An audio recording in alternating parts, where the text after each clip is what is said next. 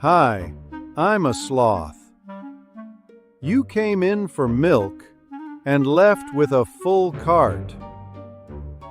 You forgot the milk, by the way. Show them. Nothing in a store is there by accident. Where the milk is hidden. What music plays through the speakers. What it smells like by the door. Why every price tag dangles that little 9 on the end. Somebody designed all of it, sat down and designed it, so you'd carry out more than you planned. And the dirtiest trick of all doesn't even aim at you. It aims at your kid. We'll come back to that one, and you are not going to like it. But first, answer yourself one question. You're an adult. You had a list. So why are you rolling a full cart to the register? Again. Here's a number that runs cold. The average shopper makes around 10 unplanned purchases.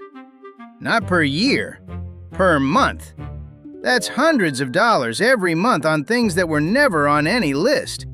Thousands a year on stuff you won't even remember by next Saturday. But here's what hits harder.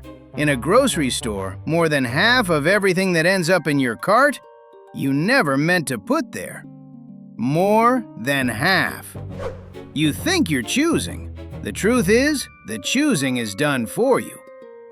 And let me take the blame off you right now. This isn't about weak willpower. There's an entire industry working against you. Psychologists, architects, analysts who spend years studying how to make your hand reach for that shelf. It's their profession. And they get paid for exactly one thing, making sure you lose. Now let's break it down, piece by piece. Every trick, one at a time. And the first one hits you before you even grab a cart. Walk into any big store and find the milk, far back corner. Eggs, same place. Bread, right there, the deepest part of the floor. Everything you actually need, hidden as far from the doors as possible. The logic is brutally simple. Milk is what people come for most, so the path to it has to be stretched out. To reach it, you cross the whole store, past hundreds of things you never came for. This trap has a specific author, an architect, Victor Gruen. In 1956, he built America's first enclosed shopping mall, dreaming of a warm place where people would stroll like through a town square. They turned his dream into a snare. The layout was later turned inside out. Aisles made deliberately confusing, so you'd lose the thread. You'd walk in for one thing, and a minute later you couldn't remember why you came, just drifting along the displays. They named the effect after him. Gruen lived long enough to hate his own invention and publicly disowned it. Too late. So the maze around you isn't a planner being lazy, it's a blueprint. Our sloth, honestly, would get through it faster than you. He can't be bothered to gawk at the shelves. But the layout, at least, you can see with your eyes.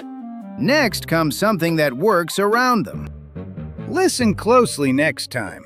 There's almost always music playing on the floor. Quiet, slow, and it's not for the mood. It's a lever.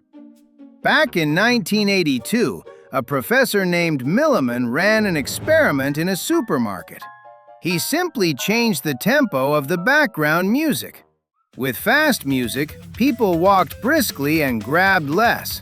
Switched to slow, and the same person slowed down, wandered longer, piled more into the cart. A lot more. Sales jumped by almost 38%. With fast music, the average ticket was around $12. With slow music, around $17. Same shelves, same shoppers. They changed only the tempo. Now, the smell. Warm bread by the entrance, sweet pastry, feels homey.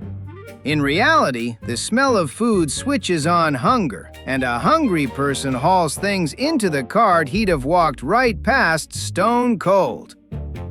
And here's where it gets almost funny. Some stores don't even bake the bread. They spray the aroma through special machines. There are companies that sell smell as a product. Hundreds of scents to choose from. Bread, coffee, chocolate. You think you're breathing in homey comfort. You're breathing in an ad with no words.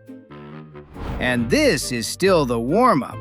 Now comes that trick from the start, and it's the ugliest one. Merchandisers have a saying, eye level is buy level.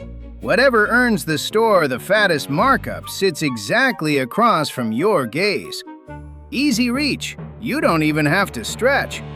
And the cheaper alternatives? Banish down by your feet or up near the ceiling. To find them, you have to crouch or reach, and most people just take what's at eye level. More than that, manufacturers pay the store extra for the best spots on the shelf. That shelf you took for an honest display? It's a rented billboard. And now, the thing I promised, the dirtiest part. Drop your eyes to the lower shelves, down where the bright cereal boxes sit, with cartoon animals. A tiger, a rabbit, a cheerful pirate. Whose eye level do you think those boxes are at? Not yours. They're at the eye level of the child sitting in the cart. And it's no accident. It's the finding from studies of American supermarkets.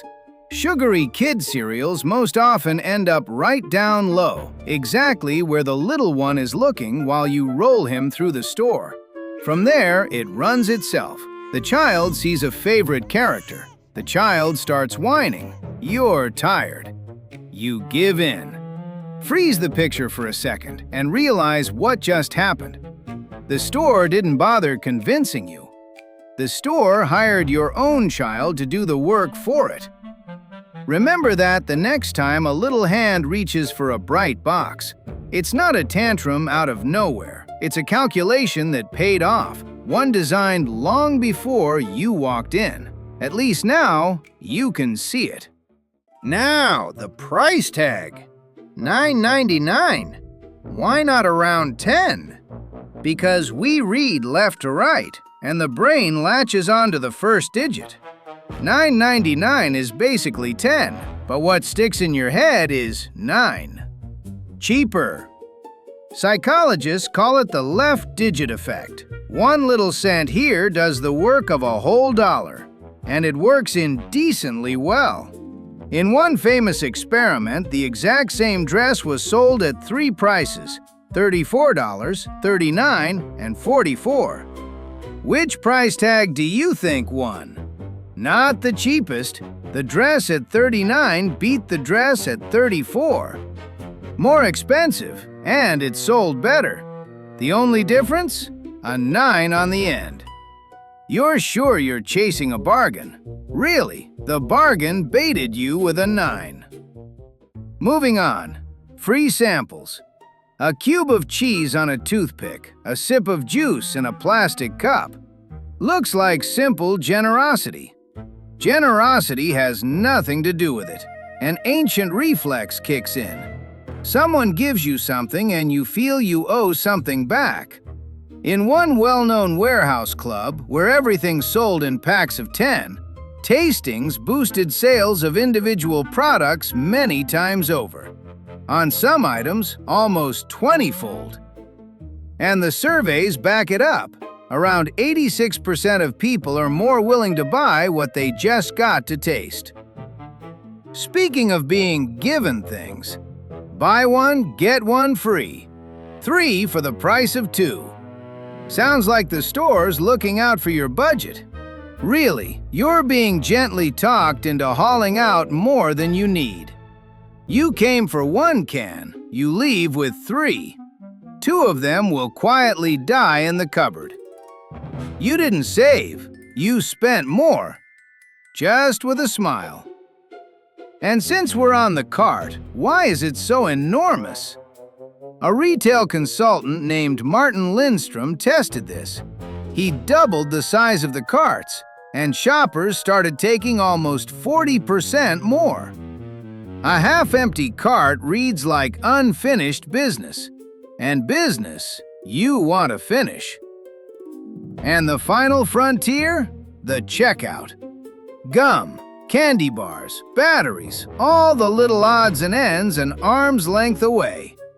You're standing in line, bored, your willpower squeezed dry from the whole trip, and you drop a couple of trinkets on top. That rack at the register isn't there by chance. It's an ambush set right at the exit. Good news! All of it collapses with one simple move. Let me show you which one. Here's the secret. All these tricks, the maze, the music, the smell, eye level, the nines, the giant cart, they share one weak spot. They only work against someone with no plan. The whole machine is built for the person who wandered in just to look. Hungry, in no hurry, open to anything. The store needs a confused guest. The confused are easy to lead. And here's the golden rule of this channel. It's not the fastest who survive, it's the calmest. Panic makes you grab. Hurry makes you overpay. But lazy, cold indifference, that's armor nothing can punch through. You can't rush the calm. You can't nudge the calm toward the register. A store is a casino, but this casino has a cheat code, and it's almost insultingly simple. Decide what you need ahead of time, right at the door. Don't shop hungry. Hunger does the buying for you.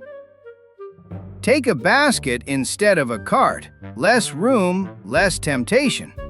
Check the top and bottom shelves, not just where your eyes land. And don't fall for the 9 on the end of a price tag. This isn't financial advice. It's just the skill of spotting the trap before you step in it.